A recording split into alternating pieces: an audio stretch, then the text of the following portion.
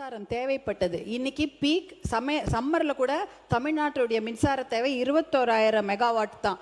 ஆனால் தமிழ்நாட்டுடைய அரசாங்கத்துடைய இப்போ மின்சாரம் தனியார் மற்றும் அரசு துறையில் 36,000 மெகாவாட்டு அதிகமாக இருக்கிறது. மின்மிகை மாநிலமாக ஆகிவிட்டோம். இனிமேல் என்எல்சியோட அதில் பங்கு பார்த்தீங்கன்னா 2,000 மெகாவாட் மட்டும்தான். அப்படி இருக்கும்போது அந்த என்எல்சியே நமக்கு தேவை கிடையாது. நீங்கள் மாண்புமிகு அமைச்சர் அவர்கள் சொன்னது போல் இந்த என்எல்சி 1,300 கோடி கிட்ட அவங்களுடைய வருமானம் வருது. அந்த அவங்க சிஎஸ்ஆர் ஃபண்டெல்லாம் ஒரிசா, மத்திய பிரதேஷ், அந்த மாதிரி உத்தரப்பிரதேஷ் அங்கெல்லாம் தான் அவங்க அதை டெவலப் பண்ண வச்சுக்கிறாங்க.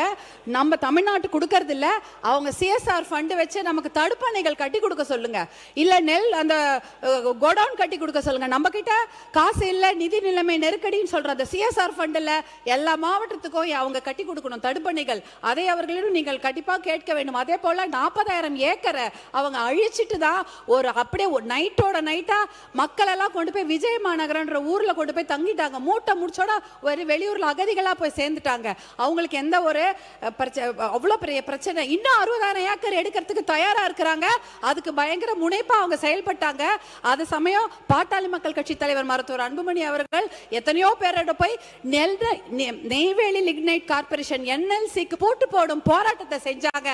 அப்ப வஜ்ரா வாகனத்தை கொண்டு வந்து அந்த போராட்டம் அடக்கப்பட்ட முயற்சி நடந்தது. அதெல்லாம் மீறி எல்லாம் பெரிய போராட்டம் நடந்தது.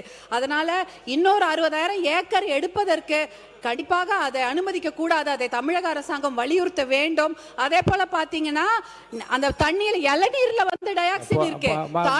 போதும், நீங்க குறிப்பா சொல்லிட்டீங்க. அதை குறிப்பு உணர்ந்து அமைச்சர் பதில் சொல்ல தயாரா இருக்காங்க.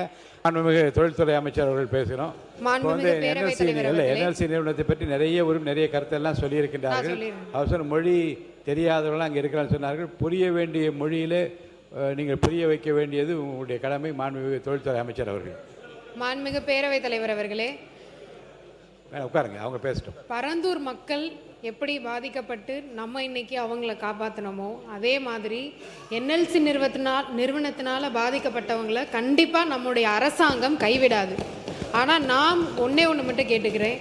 என்எல்சி நிறுவனம் யாருடைய நிறுவனம்? அது ஒரு மத்திய அரசாங்கத்தோட நிறுவனம். நாங்கள் 3 மாதத்தில் அந்த என்எல்சி வரலை. இது பல ஆண்டுகளாக நீடிக்கக்கூடிய ஒரு பிரச்சனை. இன்னைக்கு கூட்டணியில் யார் இருக்காங்க? அவங்களுமே அங்கே மேலே பேசி நம்ம தமிழ்நாட்டுக்கான பிரச்சனைகளை சால்வ் பண்ணி தரலாமே. கண்டிப்பாக உயர்மட்ட குழு கேட்டிருக்காங்க. அதற்கான நடவடிக்கை நம்மளுடைய மாண்புமிகு முதலமைச்சர் அங்கே இருக்க மக்களை கைவிட மாட்டார்.